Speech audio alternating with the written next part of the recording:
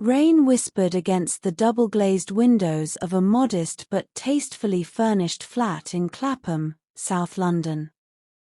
Inside, autumn had settled not just in the air, but in the rhythm of daily life: steaming mugs of tea, damp umbrellas by the door, and the soft hum of the radiator fighting off the chill.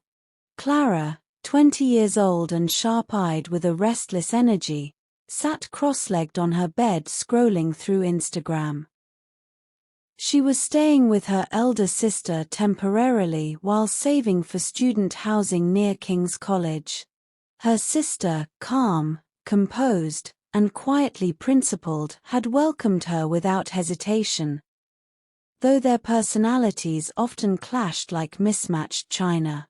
Just 2 days prior, it had been her sister's wedding anniversary. Her husband, a thoughtful man who worked in heritage conservation, had gifted her something deeply personal: a custom-made lavender cord set, silk blend tank top and matching high-waisted trousers, dyed to mimic the blooming fields of Provence they'd once dreamed of visiting together. The outfit hadn't been worn yet. It lay folded in tissue paper inside the wardrobe, untouched, almost reverent, a symbol of love, patience, and shared dreams. Clara knew none of this. To her, it was just another beautiful outfit in a closet full of them. That Saturday afternoon, Clara was getting ready to meet friends at a trendy cafe in Brixton. She'd pulled out 3 outfits already, discarding each with a sigh. "Nothing feels right," she muttered, pacing in her leggings and oversized band tee. Her gaze drifted to her sister's wardrobe. She'd borrowed things before: a scarf, a pair of boots, and her sister had never minded. Why would today be different?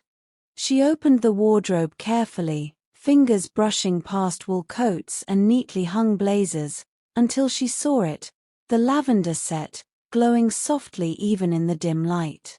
The fabric shimmered like twilight. Without thinking, she slipped into the trousers. They fit surprisingly well, and pulled the tank top over her head. She turned to the mirror, smoothing the fabric over her hips. Perfect. She even snapped a quick selfie, captioning it "lavender mood" before tossing her phone onto the bed. Minutes later, the front door clicked open. Her sister stepped inside, still wearing her usual weekend attire, a soft brown loose cotton shirt tucked into beige wide-leg trousers, her dark hair tied back in a low bun. She carried a tote bag of groceries and a tired smile until she saw Clara standing in the hallway, draped in her anniversary gift. The bag slipped from her hand. "Clara," her voice was quiet, strained. "Where did you get that?" Clara grinned. "Oh, I borrowed it. It's gorgeous, hope you don't mind." Her sister didn't move. Her eyes flickered with something deeper than annoyance: hurt, maybe even grief. That was my anniversary gift. From James. We were going to wear it tonight, for our rescheduled dinner." Clara blinked. "Seriously? It's just clothes." "It's asterisk not just clothes," her sister said, voice rising slightly. "It's the first thing he's ever designed for me. He spent weeks getting the shade right. I haven't even worn it yet."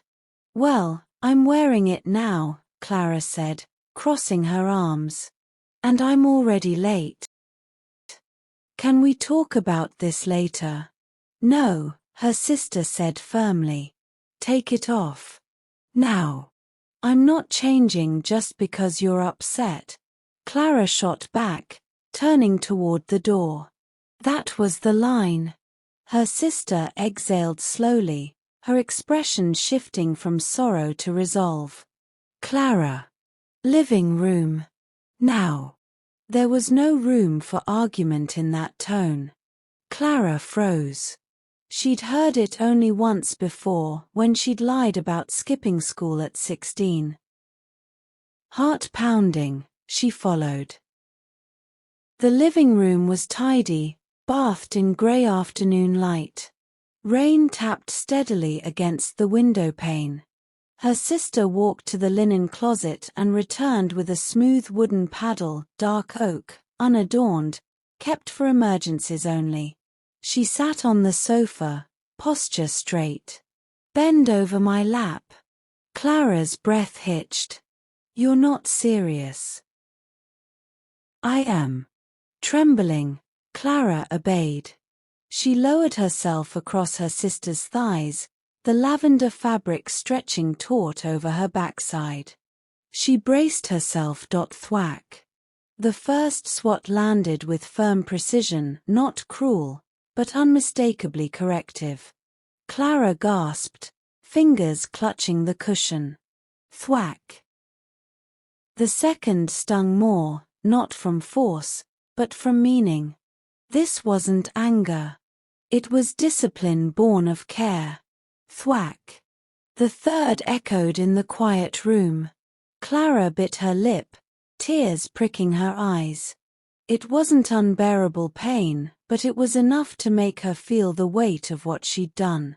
She'd taken something sacred and treated it like costume jewelry. When it was over, her sister helped her sit up gently. No shouting. No scolding. Just silence heavy with consequence. Clara wiped her eyes with the back of her hand, the lavender top suddenly feeling like a lie against her skin. I didn't know," she whispered. "I thought it was just another outfit." Her sister looked at her, eyes softening. "It's not about the clothes, Clara. It's about respect. About understanding that some things carry more than fabric, they carry memory, love, intention." Clara nodded, shame burning in her chest. "I'm sorry. Truly. I should have asked. I should have thought." Her sister reached out, brushing a strand of hair from Clara's face. "Apology means nothing if it doesn't change your actions." "I'll do better," Clara said, voice thick. "I promise." Her sister stood and handed her a plain sweater and jeans from the laundry basket. "Go change. And leave the lavender set on my bed." Clara did as she was told. As she peeled off the silky top, she felt lighter, not just physically, but emotionally. She'd crossed a line, but maybe, just maybe, she could earn her way back. That night, after her sister had gone to bed, Clara crept into the bedroom. She carefully folded the lavender set exactly as she'd found it, smooth, precise, reverent, and placed it back in the wardrobe. On top, she left a small note written on lined notebook paper. "I'll ask next time. And I'll mean it." The next morning, over strong English breakfast tea and buttered toast, they sat in comfortable silence. No mention of paddles or punishments. But when Clara reached for the jam, her sister smiled faintly and passed it without a word. Later, Clara met her friends in Brixton, this time in her own clothes: black jeans, a cream knit sweater, and her favorite silver pendant. One friend remarked, "You look calmer today." Clara smiled. "I feel it."